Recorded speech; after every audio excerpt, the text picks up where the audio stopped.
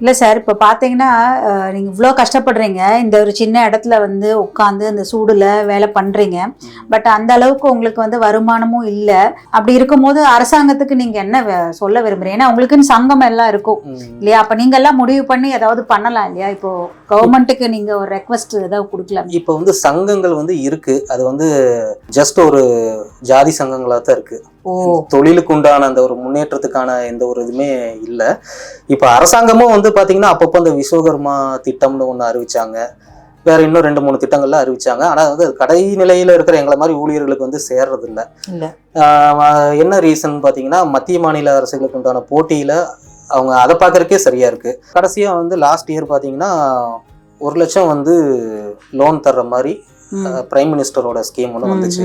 அது வந்து குலக்கல்வி திட்டத்தை ஆதரிக்குது அப்படின்னு சொல்லிட்டு அது ஒரு பாலிடிக்ஸ் பண்ணி அந்த முறையை வந்து ஆதரிக்குது. அது அந்த காலத்துல இருந்த ஒரு அடிமை முறை அப்படிங்கிற மாதிரி இவங்க தான் இந்த தொழிலை செய்யணும் அப்படிங்கிற ஒரு சொல்ல போனா ஒரு வர்ணாசிரம முறைப்படி போகுது அப்படின்னு சொல்லிட்டு அதை வந்து மாநில அரசு வந்து அதை எகென்ஸ்டா அதை தடை பண்ணணும் அப்படின்னு சொல்லிட்டு இப்ப அந்த திட்டத்தை வந்து செயல்படுத்த விடாமே பண்ணி இப்ப மாநில அரசு வந்து வேற மாதிரி ஒரு திட்டத்தை ஆரம்பிச்சிருக்காங்க.